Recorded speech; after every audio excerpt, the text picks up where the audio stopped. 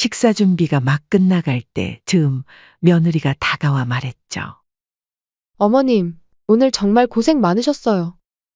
며느리는 머뭇거리는 싶더니 저 사실은요, 저희 엄마가 갑자기 오시기로 해서요. 안 사도니? 그래? 그럼 오랜만에 인사도 나누고 저녁이라도 같이 먹고 가면 좋겠네. 죄송한데, 그건 좀 어려울 것 같아요. 뭐? 어머님은 왜 끼시려고 하세요? 며느리는 자연스럽게 지갑을 열더니 5만 원을 꺼내 내밀었습니다. 어머님, 여기요. 택시비랑 가는 길에 식사라도 하시고 가세요. 죄송하지만 이만 돌아가 주셨으면 해요. 며칠 동안 뼈 빠지게 집안일하고 친정어머니 온다고 겨우 5만 원 한 장을 쥐어주며 자신을 내쫓는다는 게 믿어지지 않았습니다. 지금 이게 무슨 소리야? 나보고 나가라고. 그런 게 아니라요. 저희 엄마가 오시면 좀 불편해 하실 것 같아서요. 아무튼 그동안 고생하셨으니까 이제 가서 쉬세요. 내 말은 집안일 다 했으니 이만 가달라는 얘기로 들리는구나. 내가 무슨 너희 집 식모인 줄 알아?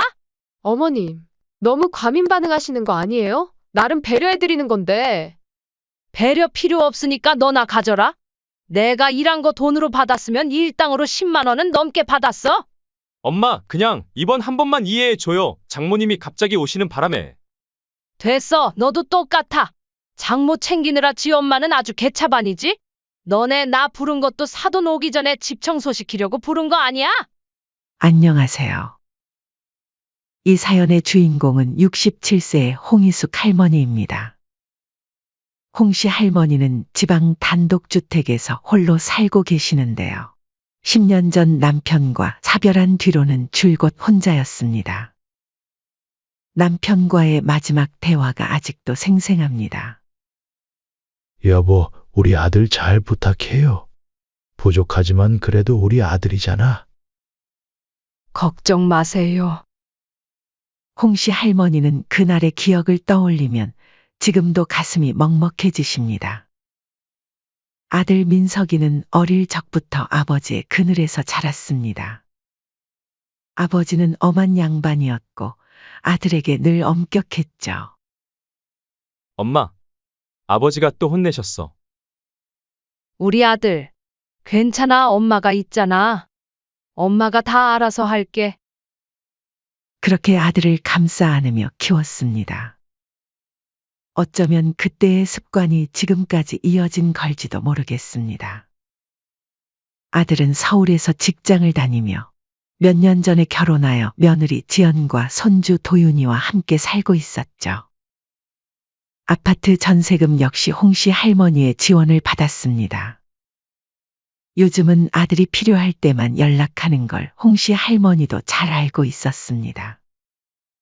집에 손님 올 때 요리해달라 할 때, 손주 볼 사람이 없을 때, 그럴 때만 찾는 전화였죠. 하지만 그마저도 반가웠습니다. 이런 대화가 전부였지만 그마저도 홍씨 할머니는 아들과 손주를 볼 수 있음에 만족했습니다. 그러던 어느 날 아들이 급한 목소리로 전화를 걸어왔습니다. 엄마, 도윤이가 열이 39도까지 올라갔어. 병원은 갔다 왔는데 애가 엄청 우네. 그래? 어쩌면 좋니? 엄마가 올라와 줄 수 있어? 우리 둘 다 출근해야 해서. 엄마가 있으면 도윤이도 좀 안심될 것 같아. 손주 도윤이가 밤새 39도까지 열이 올랐다는 말에 홍씨 할머니는 가슴이 철렁 내려앉았습니다. 도윤이도 자꾸 할머니 찾아요. 알았어. 엄마가 금방 갈게. 그때까지 물수건으로 열 좀 내려주고 있어. 당장 짐을 싸서 서울행 기차에 올랐습니다. 3시간이 넘는 여정이었지만 손주 생각에 피곤한 줄도 몰랐습니다. 그런데 아들 집 도착해 보니 뭔가 이상했습니다. 아들은 전화할 때만큼 다급해 보이지 않았고 오히려 피곤한 기색이 역력했죠. 도윤이는 열은 좀 내렸니? 응, 다행히 좀 나아졌어. 엄마 오는 동안 약도 먹였고 병원에서도 괜찮다고 했어. 순간 당황스러웠습니다. 그렇다면 굳이 이렇게까지 올 필요가 있었나 싶었죠. 하지만 아들은 이내 말을 덧붙였습니다. 그래도 애가 금방 다시 열이 오를 수도 있고. 엄마도 오랜만에 왔으니까 좀 쉬었다 가. 도윤이도 할머니 보고 싶어 했어. 문을 열고 들어서는 순간 홍씨 할머니는 놀라고 말았습니다. 집안은 완전히 엉망이었죠.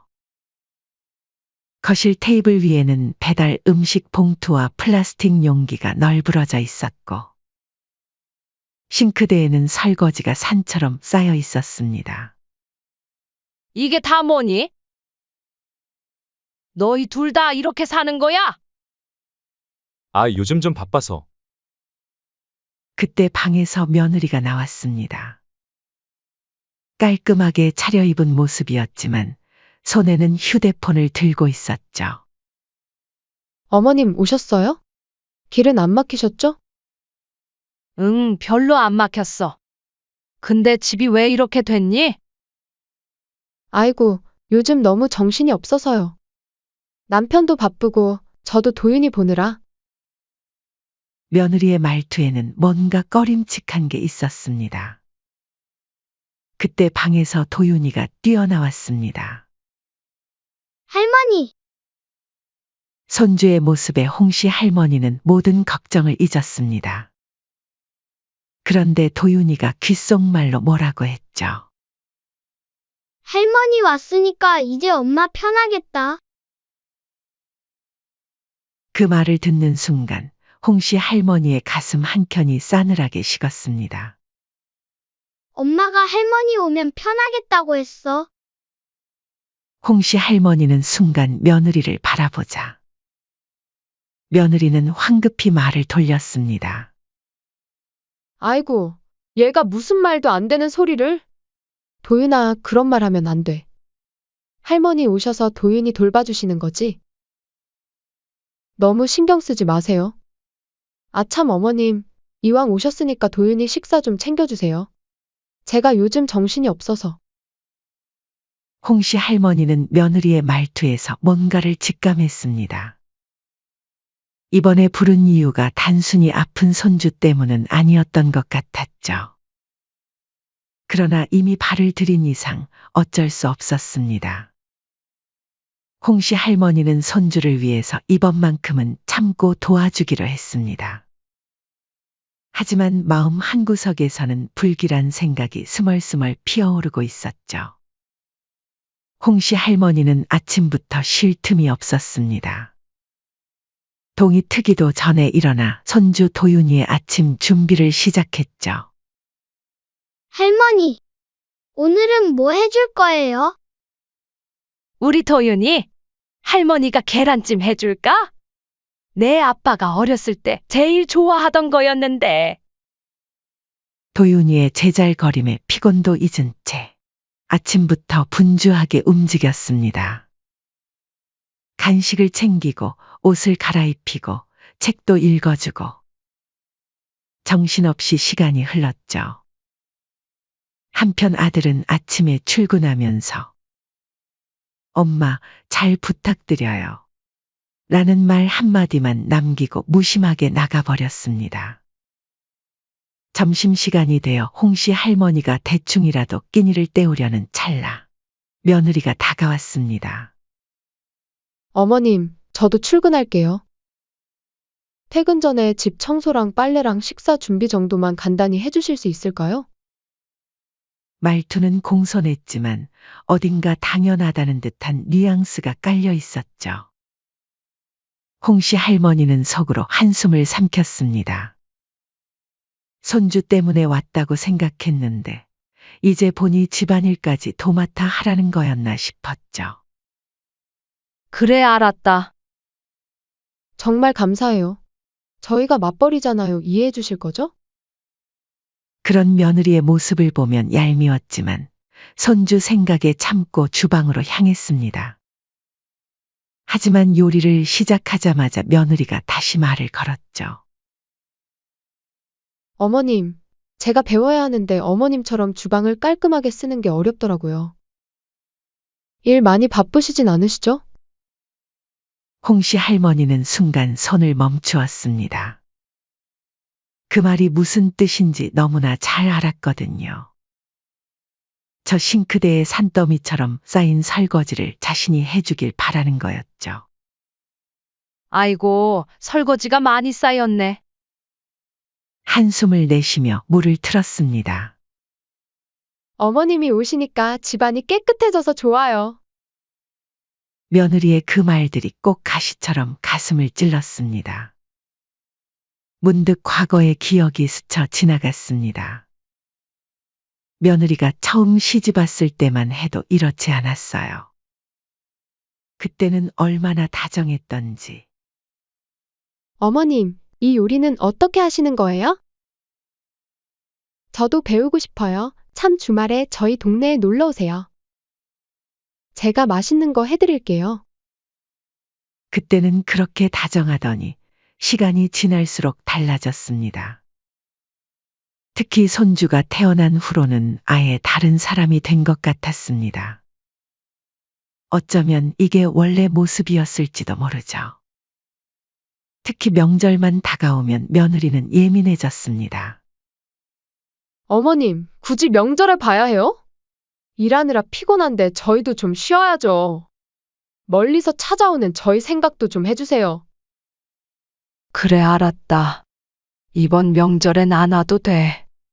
저번에 많이 피곤했니? 앞으로 명절엔 남편만 보낼게요. 저는 처가에 가야 해요. 자고 가라고 안 할게. 얼굴만 비추는 것도 어렵니? 네, 어려워요.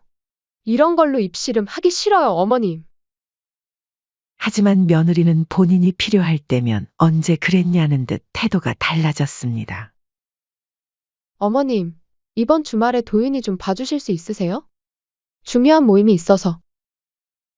그래, 알았다. 어머님, 이번에 남편 회사 동료들이 오는데 음식 좀 도와주시면 안 될까요? 그냥 배달시키면 안 되니? 회사에 음식 잘한다고 말해놨단 말이에요. 사온 거는 티난다고요. 한 번만 도와주세요. 그렇게 과거 회상이 끝나고 홍씨 할머니는 집안 청소에 손주도 하루 종일 돌보고 식사 준비에 심지어 아들 며느리의 속옷 빨래까지 하루 종일 집안일을 하느라 무척 지쳐 있는 상태였습니다. 해질 무렵 아들과 며느리가 나란히 퇴근에 들어왔고 저녁 식사 준비는 거의 다 되어 있었습니다. 테이블에 숟가락만 놓으면 되는 상황이었는데 며느리는 어머니, 식사 준비는 제가 마무리할게요. 하면서 정작 손주 방 청소를 홍씨 할머니에게 맡겼습니다. 어머님, 지금 도윤이 방이 요즘 좀 어지러워서요. 애가 아직 어려서 그런지 금세 또 장난감을 여기저기 다 흩어놨네요. 홍씨 할머니는 깊은 피로감을 느꼈습니다. 이건 손주를 보러 온 게 아니라 식모처럼 일하러 온 기분이었죠.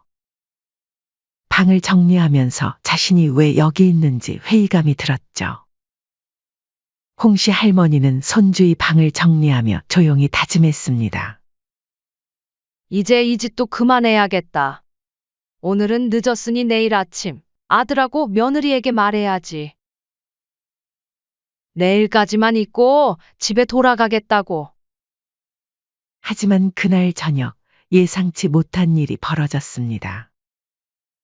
식사를 막 시작할 때 즈음 며느리가 다가와 말했죠. 어머님, 오늘 정말 고생 많으셨어요. 며느리는 머뭇거리는 싶더니 사실은요, 저희 엄마가 갑자기 오시기로 했거든요. 안 사도니? 홍씨 할머니는 당황스러웠지만 애써 태어난 척했습니다. 그래? 그럼 오랜만에 인사도 나누고 저녁이라도 같이 먹고 가면 좋겠네. 하지만 며느리의 대답은 차가웠습니다. 죄송하지만 그건 어려울 것 같아요. 뭐? 어머님은 왜 끼시려고 하세요? 며느리는 정말 이해가 안 된다는 듯 홍씨 할머니를 바라보았다. 그 말을 듣는 순간 홍씨 할머니의 마음이 무너져 내렸습니다. 자신이 이 집에서 할 일을 다 마쳤으니 이제는 나가라는 뜻이었죠. 더 큰 충격은 그 뒤였습니다. 며느리는 자연스럽게 지갑을 열더니 5만 원을 꺼내 내밀었습니다. 어머님, 여기요. 택시비랑 가는 길에 식사라도 하시고 가세요. 죄송하지만 이만 돌아가 주셨으면 해요. 순간 머릿속이 하얘졌습니다. 며칠 동안 뼈 빠지게 집안일을 도맡아 하고 손주 돌보고 음식도 해줬는데 친정어머니 온다고 겨우 5만 원 한 장을 쥐어주며 자신을 내쫓는다는 게 믿어지지 않았습니다. 한편 아들은 옆에서 난처한 얼굴을 하고 있지만 이내 아무 말도 하지 않았습니다. 지금? 나보고 나가라고. 그런 게 아니라요, 어머님. 저희 엄마가 오시면 좀 불편하실 것 같아서요. 아무튼 그동안 너무 고생하셨으니까 이제 가서 쉬세요. 홍씨 할머니는 그 말을 듣는 순간 오랫동안 억눌러 왔던 감정이 한꺼번에 터졌습니다. 그대로 앞치마를 벗은 뒤 손에 쥔 5만 원을 힘껏 며느리 앞에 던졌습니다. 내 말은 집안일 다 했으니 이만 가달라는 얘기로 들리는구나. 내가 무슨 너희 집 식모인 줄 알아? 5만 원권이 허공을 가르며 바닥에 떨어지고 며느리는 약간 당황했지만 곧 억지 미소를 지으며 말했습니다. 어머님, 너무 과민 반응하시는 거 아니에요? 저희도 배려해드리는 건데. 홍씨 할머니는 코웃음을 쳤습니다. 배려? 웃기고 있네. 며칠 내내 집안일하고 애 봐주고 밥 해주고 설거지하고 그러고 나니 장모 온다고 쫓아내면서 5만 원 한 장 던져주는 게 배려? 필요 없으니까 너나 가져라. 이깟 5만 원이면 내가 하루 종일 한 일들이 보상이 된다고 생각하니? 돈으로 받으면 일당으로 10만 원은 넘게 받겠다. 마지막으로 홍씨 할머니는 아들을 노려보며 말했습니다. 넌 왜 가만히 있어? 아들은 민망한 얼굴을 하고 머뭇거리더니 엄마, 그냥 이번엔 이해해줘요. 장모님이 갑자기 오시는 바람에. 라고 얼버무렸죠. 됐어. 자식 다 쓸모없다. 장모 챙기느라 지 엄마는 아주 개차반이지?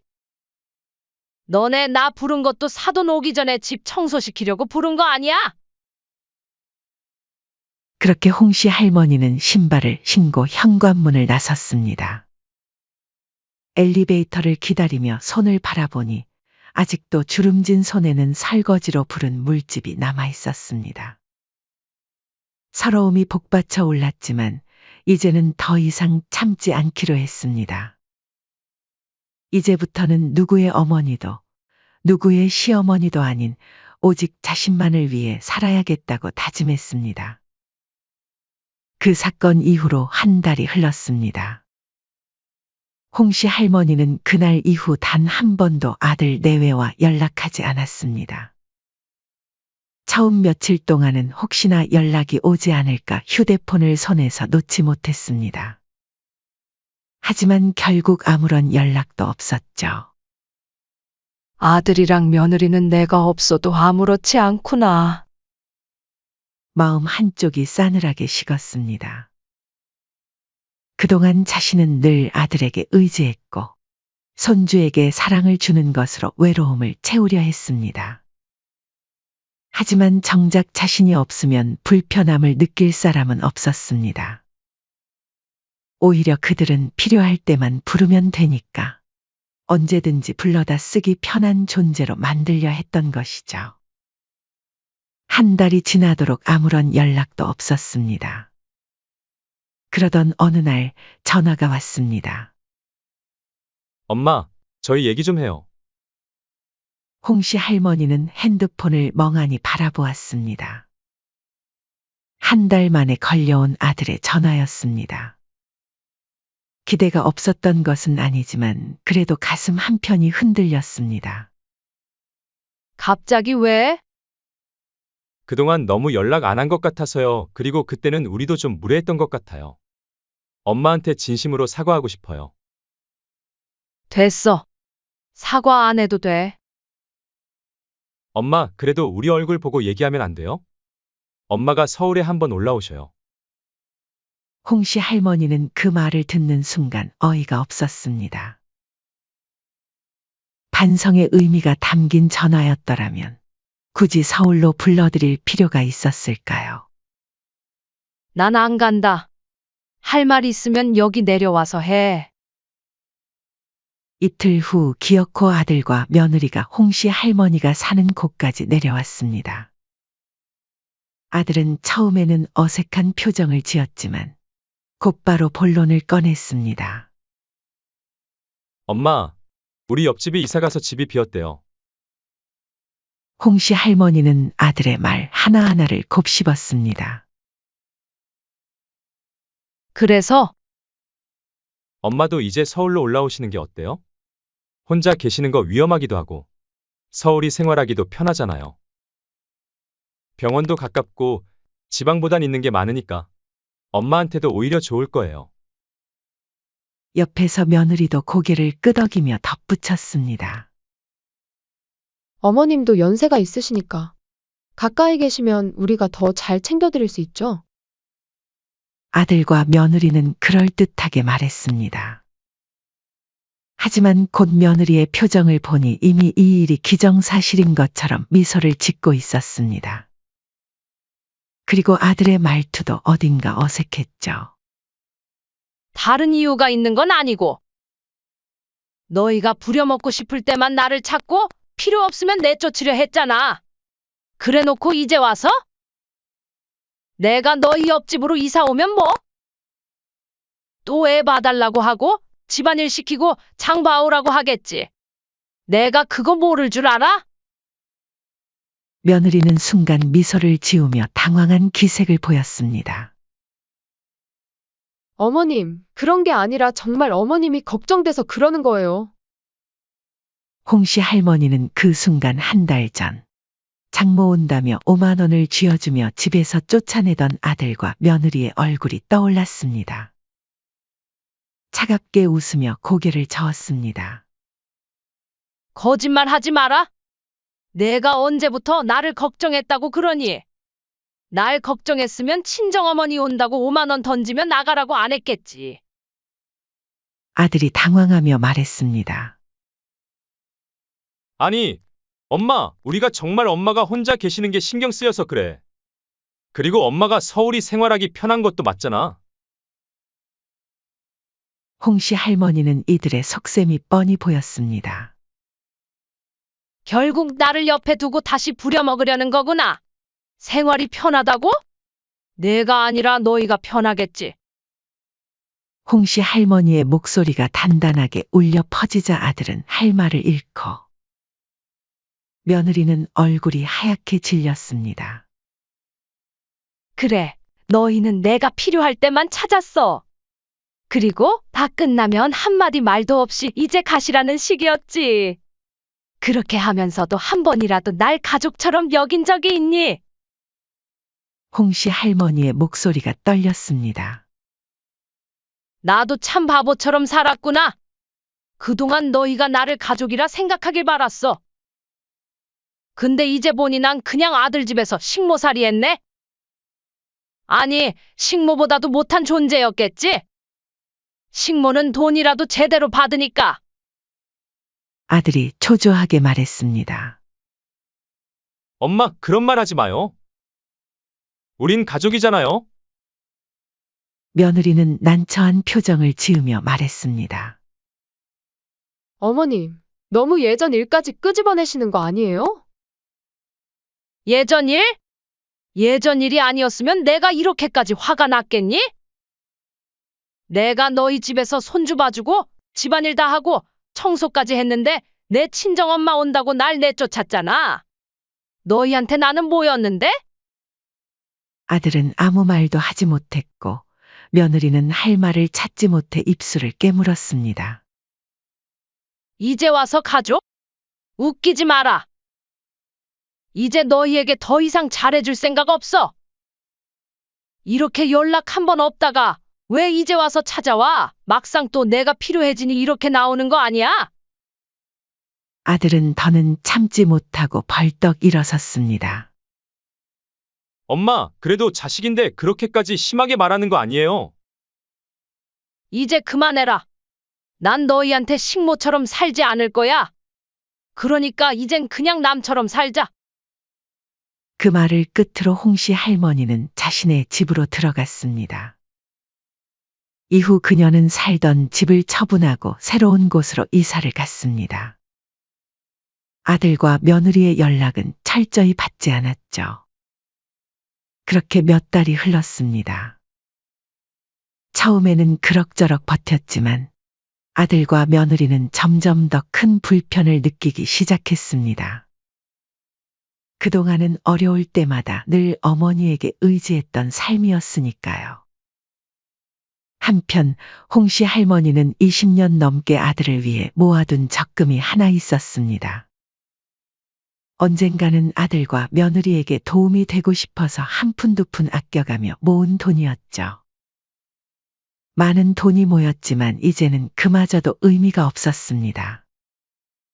결국 은행에 가서 적금을 해지했고 그 돈을 자신의 노후를 위해 쓰기로 했습니다. 여행도 다니고 하고 싶었던 것들을 하나씩 해나갔죠.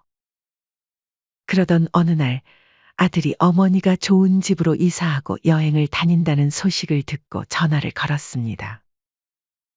엄마, 요즘 뭐 하고 지내요? 여행도 다니고 재미있게 살고 있지. 근데 엄마가 무슨 돈이 있어서 그렇게 사세요? 홍씨 할머니는 담담히 대답했습니다. 너한테 말은 안 했지만 내 아버지랑 내가 널 위해 20년 넘게 모아둔 적금이 있었어. 근데 이제 그거 다 해지했어. 앞으로 너희한테 한 푼도 남기지 않을 거야.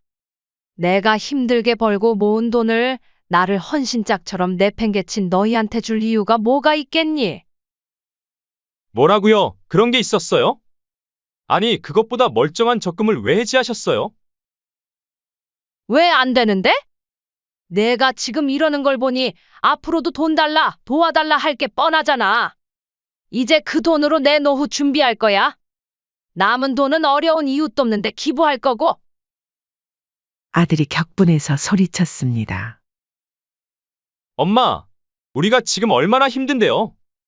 그 돈이면 집도 더 좋은데 가고 넉넉하게 살 텐데. 홍씨 할머니는 냉정하게 대답했습니다. 그건 너희가 알아서 할 일이지. 내 힘으로 내 마누라랑 둘이 잘 살아보라고. 내가 왜 이 나이에 너희 뒤치다거리까지 해야 하니?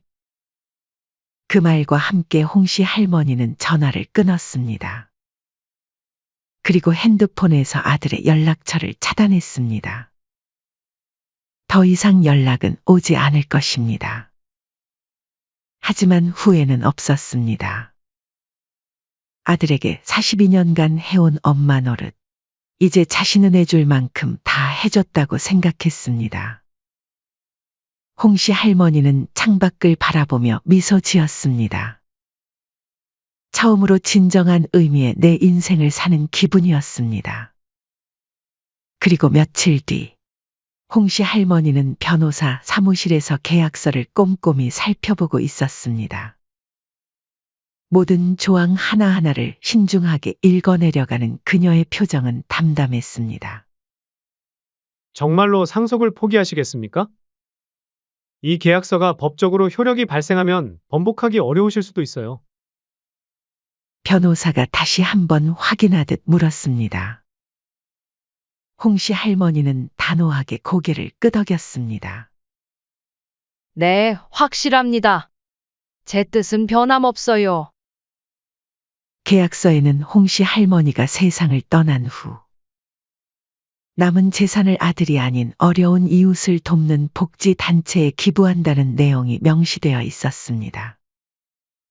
단순히 돈만 기부하는 것이 아니라 진정으로 도움이 필요한 곳을 찾고 싶었기에 홍씨 할머니는 최근 몇 주 동안 발로 뛰며 여러 복지 단체를 방문했습니다. 저소득층 아이들을 돕는 단체에서는 직접 봉사활동도 했습니다. 할머니, 이거 제가 만든 건데 맛있죠? 우와, 정말 맛있구나. 우리 은지가 솜씨가 대단한데. 가정폭력 피해 여성들을 지원하는 기관, 독거노인들을 돕는 봉사단체까지. 세상에는 생각보다 더 많은 도움의 손길이 필요했습니다. 홍씨 할머니는 처음으로 자신의 시간과 정성을 오직 자신의 의지로 사용하면서 이제야 진정한 보람을 느꼈습니다. 그리고 평생 자신을 위해 써본 적 없던 시간과 돈을 이제는 자신을 위해서도 쓰기로 했습니다. 친구들과 함께 동남아 패키지 여행을 계획했죠. 짐을 싸면서 그녀는 설레는 마음으로 웃음 지었습니다. 이런 기분이었구나. 내 인생을 사는 기분이. 그런 와중에 아들과 며느리에게서 다른 번호로 연락이 종종 오곤 했습니다. 처음에는 전화를 받지 않았지만 곧 문자와 카톡이 빗발치듯 쏟아졌습니다. 엄마, 제발 한 번만 만나주세요. 엄마, 그 계약 취소하면 안 될까요? 우리 앞으로 잘할게요. 며느리까지 연락해왔습니다. 어머님, 저희가 정말 잘못했어요. 용서해 주세요.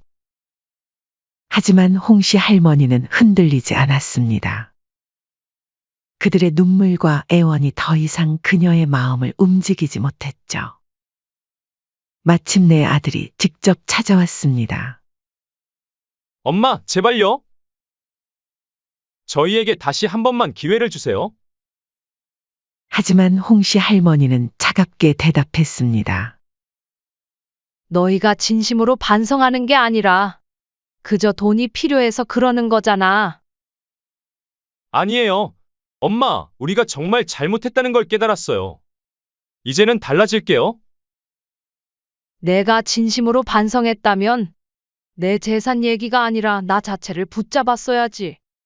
하지만 너희가 걱정하는 건 내가 아니라 내 돈이잖니. 아들은 마지막으로 소리쳤습니다. 엄마, 아무리 우리가 미워도 남한테 돈을 전부 주는 게 말이 돼요? 그건 내가 알아서 할 일이지. 이제 더 이상 난 너희를 책임질 의무가 없어. 그렇게 홍씨 할머니는 단호하게 등을 돌렸습니다. 집으로 돌아와 창밖을 바라보니 하늘이 유난히 맑고 푸르렀습니다. 봉사활동도 하고 여행도 다니면서 이제는 자신만의 삶을 살아갈 생각이었습니다. 내가 이렇게 하는 게 맞는 걸까? 혹시 아들과 며느리에게 너무 심한 처사는 아니었나? 잠시 고민에 빠졌지만 곧 마음을 다잡았습니다. 이제는 자신의 삶을 살 때였으니까요. 앞으로는 봉사활동도 더 열심히 하고 여행도 다니면서 진정한 의미의 행복을 찾아가기로 했습니다. 여러분은 어떻게 생각하시나요? 제 행동이 옳았다고 생각하신다면 의견 남겨주시면 감사하겠습니다. 반대 의견도 남겨주시면 하나하나 전부 읽어보겠습니다. 사연은 여기까지였습니다. 구독, 좋아요, 댓글은 영상 제작에 큰 힘이 됩니다. 시청해 주셔서 감사합니다.